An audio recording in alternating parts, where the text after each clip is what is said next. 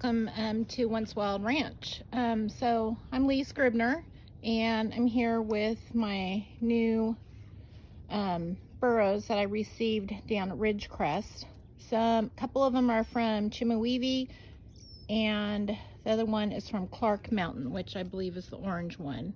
So these guys, they're a little bit more nervous than my last bunch. You know, every bunch is different. You always get a combination of different personalities in each bunch, but pretty much these guys are really quick on their feet, but they're coming around. I'm able to, you know, get them cornered, and I can catch them.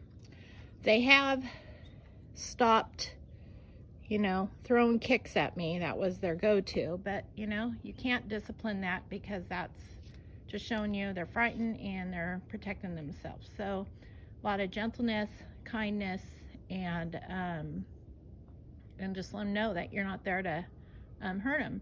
Kind of some of the things that I do with these burros is once I get them caught, you know, I'm teaching them how to lead. So I get them to the closest pole I can kind of tie up.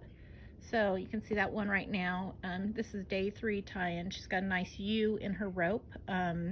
She's got probably maybe a little about 2.5, 3 feet of rope that she can keep loose.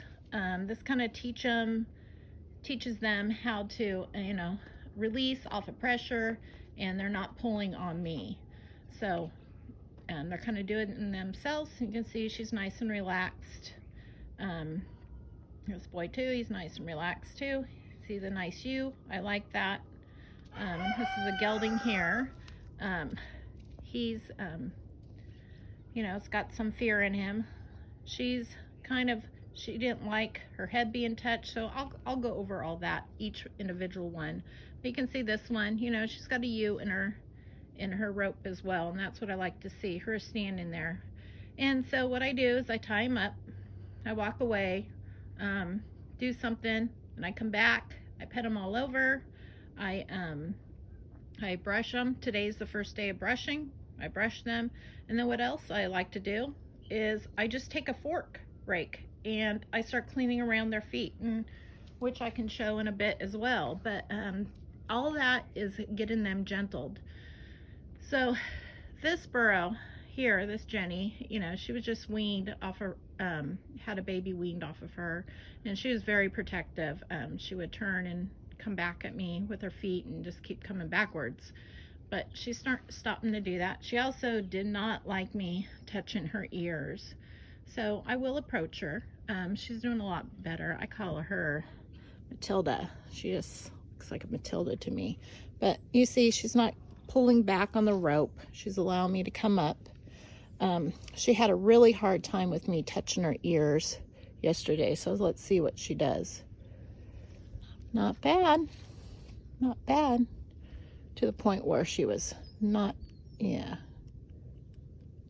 Good girl. So I'm really happy with that.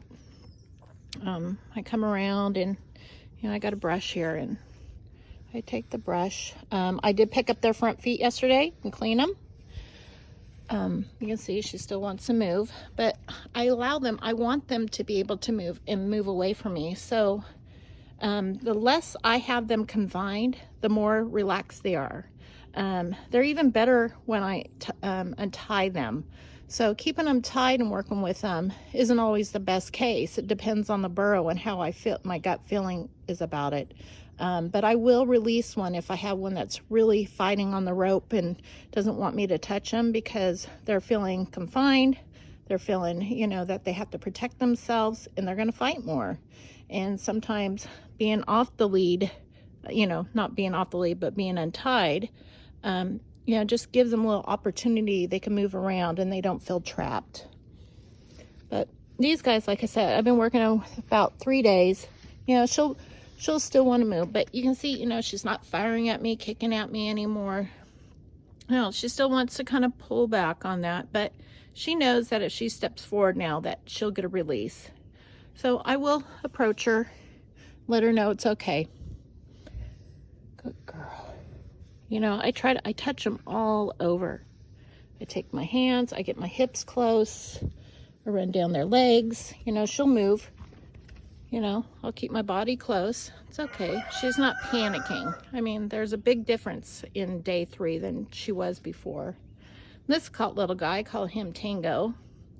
He's just a little muscly guy. And he's just, every little part of his body is just, you know, you touch him and he just quivers. But he's actually coming around really good.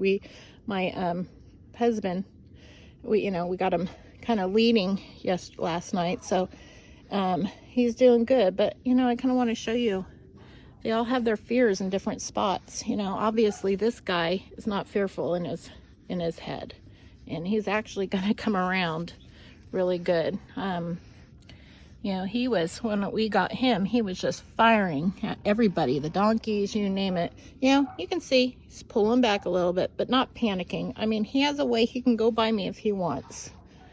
But, you know, I'll show you the fear in his rear. You know, you can see he just,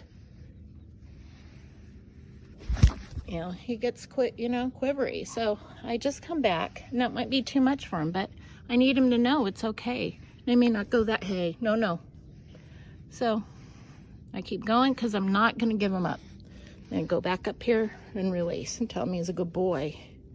Yeah, what a good boy.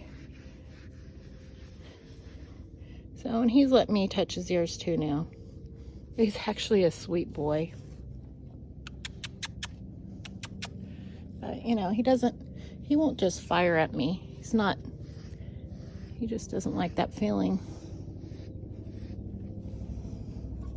And then there's this girl. So she's a little bit bigger of him. She did not like being close to her head at all. She would just drop her head. So, and today was the first time she's not dropping her head, you know, to the ground. So I'm really pleased with that. So I'm trying to stay back a little bit off her head, just to kind of let her know, excuse me for the helicopter, but her as well. Now this one, brushing, I can brush all over, go down her legs. Yeah, she is okay. Yeah, so she's doing great, but her fear is, you know, in her head.